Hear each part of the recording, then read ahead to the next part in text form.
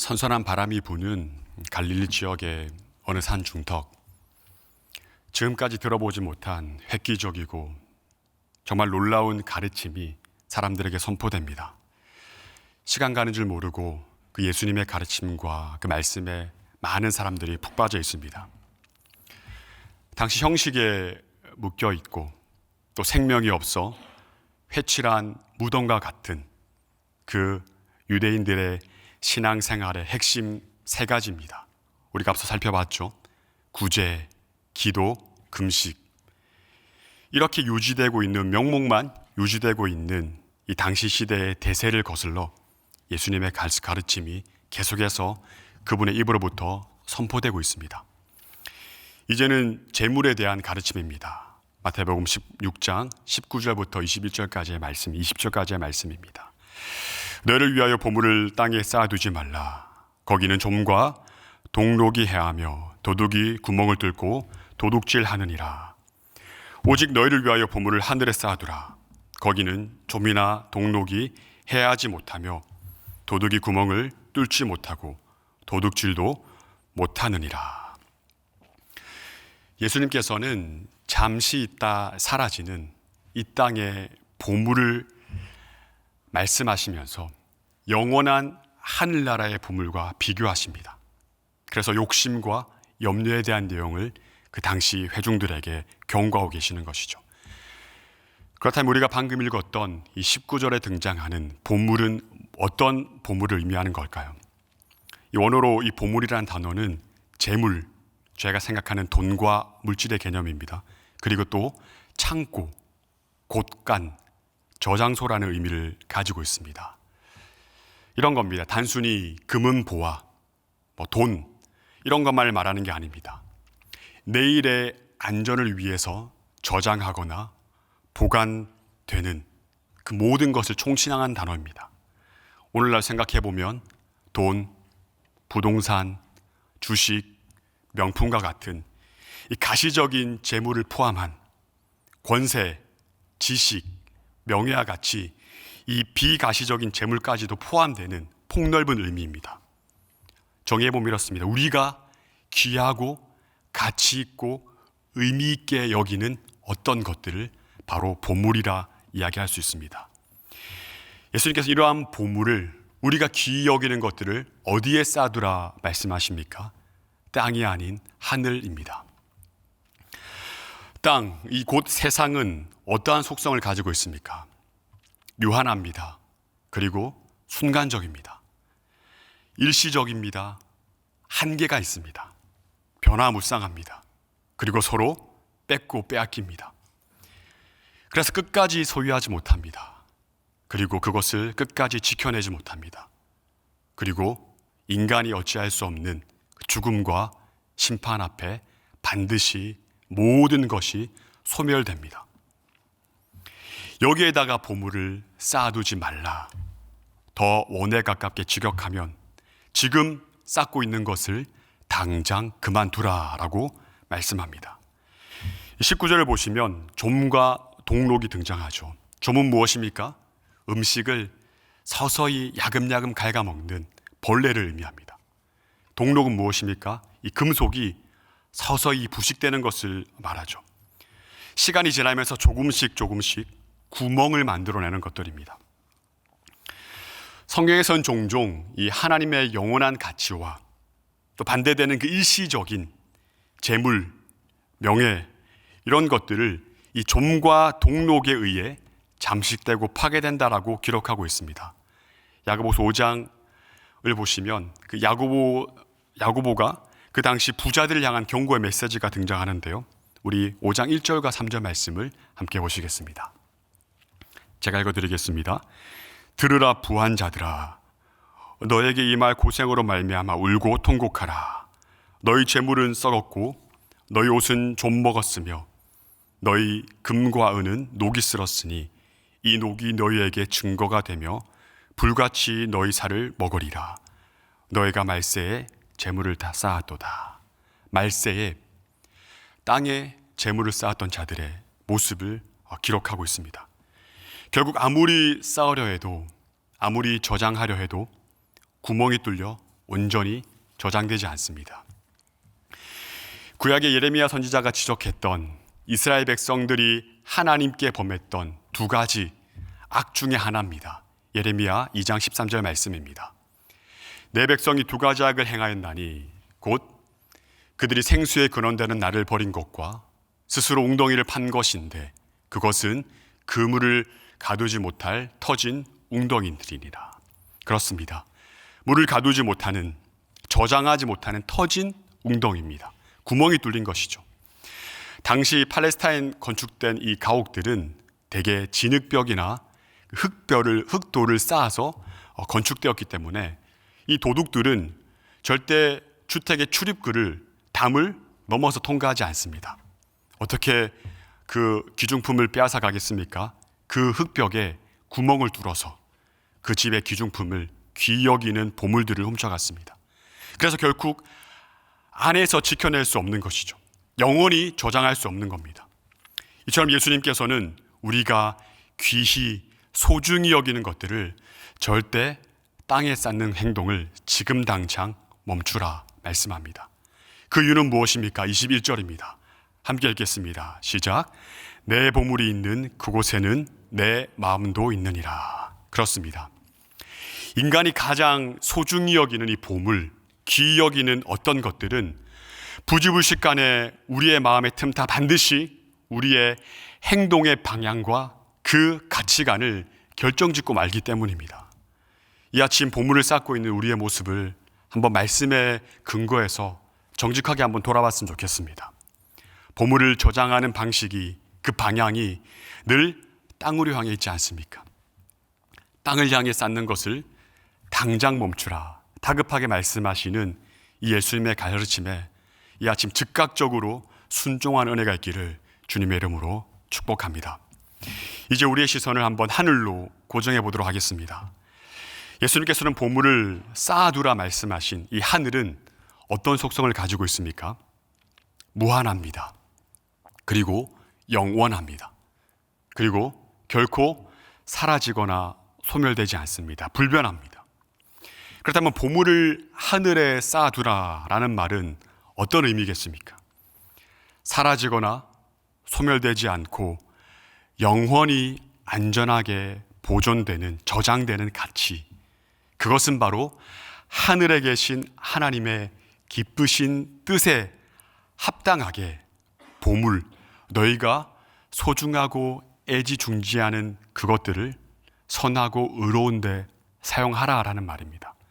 바로 우리가 잘 알고 있는 6장 33절, 이 최종적으로 선포하고 있는 핵심 문구와 연결됩니다. 너희는 먼저 그의 나라와 그의 의를 구하라. 바로 하나님의 나라와 의를 구하는 삶이죠.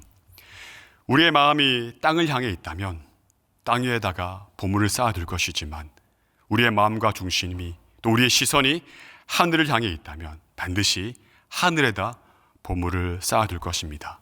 먼저 하나님의 나라와 의를 구하며 선택하며 순종하는 삶으로 드러나게 되는 것이죠. 5장에서 예수님께서 빛을 말 아래 두지 않고 등경 위에 둔다라고 말했던 그 표현처럼, 그 비유처럼 반드시 하나님의 나라와 의를 추구하고 선택한 삶이 먼저 삶의 열매로 드러나게 되는 겁니다. 이것이 저와 여러분이 보물을 어디에 쌓아두고 있는지, 땅인지 하늘인지를 분명하게 보여주는 것이죠. 재물에 대한 예수님의 가르침은 계속됩니다. 22절과 23절입니다. 눈은 몸의 등불이니 그러므로 눈이 성하면 온몸이 밝을 것이요 눈이 나쁘면 온몸이 어두울 것이니 그러므로 내게 있는 빛이 어두우면 그 어두움이 얼마나 더하겠느냐. 당시 이 사람들은 이 눈이 창문과 같다라고 생각했습니다. 그래서 눈을 통해서 빛이 몸 안으로 들어온다라고 생각했습니다. 눈을 통해 들어온 빛에 따라 몸이 제 갈 길을 찾는다라는 점에서 오늘 성경의 표현처럼 눈은 무엇입니까? 몸의 등불입니다. 이 눈은 성할 수도 있고 나쁠 수도 있다라고 표현하고 있습니다. 이 재물을 바라보는 눈의 상태가 성하다면 밝은 빛이 몸 속으로 들어와서 그 몸을 선하고 의롭고 바른 빛의 길로 인도합니다. 반대로 눈이 나쁘다면 어둠의 빛이 몸 안으로 들어와서 그 몸을 악하고 그릇된 길로 인도합니다. 눈의 기능은 무엇입니까? 바로 옳고 그름을 분별하는 것을 말합니다. 나쁜 눈은 참된 것과 거짓된 것을 분별하지 못하기 때문에 결국 땅의 것에 집중하며 땅의 것에 사로잡혀 허덕이며 어둠 가운데 땅의 공중권세 잡은 어둠의 공중권세자들 가운데 굴복하며 살아가게 되는 겁니다. 이 아침 우리 모두가 잘못된 길로 인도하는 나쁜 눈이 아닌 참되고 옳은 길로 인도하는 성한 눈을 달라고, 옳고 그름을 분별할 수 있는 영안을 열어달라고 간구하는 은혜가 있기를 축복합니다.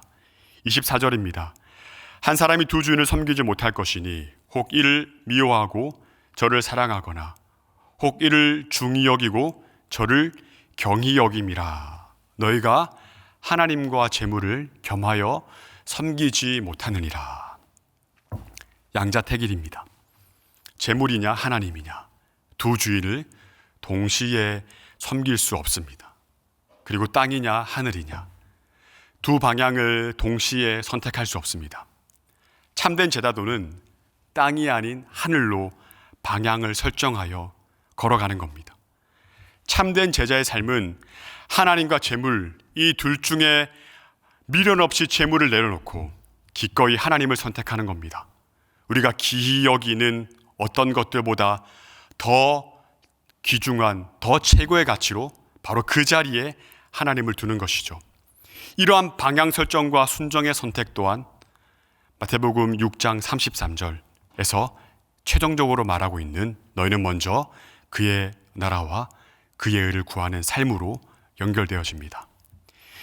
예수님께서 산상수훈의 가르침을 전하시던 그 갈릴리 지역의 산 중턱에는 세상살이에 온갖 걱정과 염려를 잔뜩 끌어안고 살아가는 사람들과 그리고 평온하게 공중을 나는 새들 그리고 각양각색의 아름다움을 지닌 채 옹기종기 여기저기 피어있는 들판의 꽃들이 공존하고 있습니다.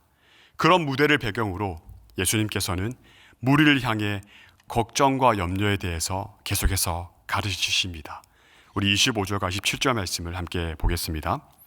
그러나 내가 너희에게 이르노니 목숨을 위하여 무엇을 먹을까 무엇을 마실까 몸을 위하여 무엇을 입을까 염려하지 말라. 목숨이 음식보다 중하지 아니하며 몸이 의복보다 중하지 아니하냐. 공중의 새를 보라. 심지도 않고 거두지도 않고 창고에 모아들이지도 아니하되 너희 하늘 아버지께서 기르시나니 너희는 이것들보다 귀하지 아니하냐. 너희 중에 누가 염려함으로 그 길을 한 자라도 더할 수 있겠느냐. 그러므로 라는 접속부사를 사용해서 앞단락에서 설명한 내용들을 끌어당겨서 이 새로운 주제인 염려의 문제로 이어갑니다. 염려로 가득한 인생들에게 공중에 나는 새들 그리고 들에 피어있는 꽃들을 시청각 자료로 사용하시면서 하나님과 제자들이 하나님과 그분의 자녀들이 어떠한 관계로 묶여져 있는지에 대해서 말씀하십니다. 땅이 아닌 하늘을 향해서 방향을 설정한 자들 그리고 재물이 아닌 하나님을 선택한 자들의 삶의 특징을 한마디로 요약하면 어떻게 설명할 수 있겠습니까? 그것은 바로 전적 의존입니다. 관계적 의존의 삶입니다. 하늘 아버지와의 관계 속에 있으면 먹을 것과 입을 것을 전혀 어떻게 해요? 염려할 필요가 없다라고 말씀합니다. 왜 염려하지 않을 수 있습니까? 그것은 하늘 아버지께서 그들을 돌보시기 때문입니다. 여호와는 나의 목자시니 내게 부족함이 없으리로다. 이러한 말씀으로 우리 한번 생각해 볼 때 염려하는 것, 매일매일 걱정하며 사는 것, 매일매일 근심하는 것은 어떻게 정의할 수 있습니까? 정확하게 이렇습니다. 하늘 아버지의 돌보심을 신뢰하지 않는 것, 하늘 아버지를 우리의 주인으로 목자로 인정하지 않는 것. 우리는 먹을 것, 입을 것을 염려하지만 우리를 돌보시는 하늘 아버지는 무엇을 책임지신다 말씀합니까? 우리의 목숨과 몸입니다. 우리가 중요하다라고 생각하는 것, 우리가 지금 당장 없으면 안 될 것처럼 허덕이는 것들을 초월해서 그 이상의 것을, 최고의 것을 책임지시는 분이 바로 우리의 하늘 아버지십니다. 아멘이십니까? 이것을 강조하기 위해서 공중의 새들과 들에 피어있는 백합화 비유를 말씀하신 겁니다. 공중에 나는 새들보다 너희가 귀하다. 들에 피어있는 수많은 꽃들보다 너희가 귀하다. 왜 이것을 깨닫지 못하고 하늘 아버지의 돌보심을 신뢰하지 못하느냐. 믿음이 작은 자들아. 예수님께서는 이 문제를 믿음의 문제로 확정하십니다. 사랑하는 성도 여러분, 이 아침 우리는 분명히 알아야 됩니다. 염려와 걱정은 모두 불신앙으로부터 발생하는 것입니다. 염려와 걱정이 단순히 어떤 심리적인, 어떤 정신적인, 환경적인 문제가 아니라는 겁니다. 본질적인 굉장히 깊숙한 신앙 고백의 문제라는 겁니다. 오늘도 우리의 불신앙으로 염려하며 살아가는 것을 예수님께서는 명백하게 말씀하십니다. 31절과 32절입니다. 함께 읽겠습니다. 그러므로 염려하여 이르기를 무엇을 먹을까, 무엇을 마실까, 무엇을 입을까 하지 말라. 이는 다 이방인들이 구하는 것이라. 너희 하늘 아버지께서 이 모든 것이 너에게 있어야 될 줄을 아시느니라. 아멘. 생존을 염려하며 또 내일을 걱정하며 사는 사람들은 이방인들이다. 그리고 염려하는 자들은 아버지와 자녀와의 관계에 있지 않는 자들, 다른 말로 표현하면 하나님과의 자녀됨의 관계에서 벗어난 자들이다. 아버지인 내가 자녀인 너희에게 너희가 무엇을 있어야 될지를 누구보다 잘 알고 있다. 그러니 너희는 세상과는 다른 방식으로 살아야 한다. 땅에다가 보물을 쌓는 세상의 방식과는 결코 다른 방식으로 살아야 된다. 그래야 염려하지 않을 수 있다라고 말씀합니다. 그렇다면 세상과 다른 삶의 방식은 무엇입니까? 33절과 34절입니다. 그런즉 너희는 먼저 그의 나라와 그의 의를 구하라. 그리하면 이 모든 것을 너희에게 더하시리라. 그러므로 내일 일을 위하여 염려하지 말라. 내일이 염려할 것이요 한날의 괴로움은 그날로 족하니라. 아멘. 무엇입니까? 바로 생존이 아닌 사명으로 존재하는 삶의 방식입니다. 예수님께서는 무엇이 중요한 본질인지, 그리고 무엇이 그냥 덤으로 플러스 알파로 주어지는 것인지 분명히 알려주십니다. 우리가 먼저 선택하며 추구해야 되는 그 최고의 가치는 바로 하나님의 나라와 그분의 의입니다. 다음으로 우리에게 그냥 저절로 덤으로 플러스 알파로 주어지는 것이 먹고 입고 자고 마시는 생존에 필요한 모든 것입니다. 이 아침 저와 여러분은 무엇을 도대체 간구하고 계십니까? 말씀을 맺겠습니다.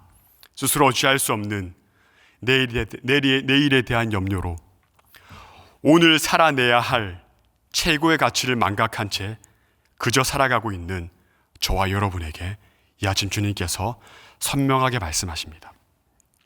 하늘 아버지가 너희를 돌보신다. 그러니 결코 걱정하지 말아라. 생존이 아닌 사명으로 나를 좀 믿고 오늘을 살아내라. 그리하면 이 모든 것을 너희보다 너희를 더 잘 아시는, 너에게 필요한 모든 것들을 온전히 아시는 그분께서, 모든 것을 창조하시고 주관하시고 베푸시고 공급하시는 그분께서 너희에게 더할 것이다, 공급하실 것이다 약속하십니다. 주 안에 사랑하는 3일의 성도 여러분, 우리는 오늘을 살아갈 뿐 결코 내일을 살아내지 못합니다. 그러므로 내일의 걱정과 염려는 절대 우리의 것이, 저와 여러분의 것이 될 수 없습니다. 그러므로 이 시간 우리 인생에 잔뜩 이고 지고 있는 그 수많은 걱정과 염려들을 모두 내려놓고 먼저 그의 나라와 그의 의를 구하시기를 주님의 이름으로 축복합니다. 로마서 14장에서 말씀하셨듯이 하나님의 나라는 무엇입니까? 먹는 것과 마시는 것이 아니요 오직 성령 안에 있는 의와 평강과 희락이라. 오늘도 성령 안에 의와 평강과 희락을 먼저 간구하고 우리를 돌보시고 우리의 하늘 아버지 되신 모든 것을 공급하시는 그분으로부터 덤으로 우리의 먹고 자고 입는 생존에 필요한 것들을 풍성히 공급받는 저와 여러분 되시길 주님의 이름으로 축복합니다. 이 시간 들려주신 말씀 붙잡고 또 간절한 개인의 기도 제목, 우리 사랑하는 3일 교회를 위해서 기도하며 또 우리 일상의 삶의 자리로 나아가도록 하겠습니다. 기도하시겠습니다. 너희는 먼저 그의 나라와 그 일을 구하라.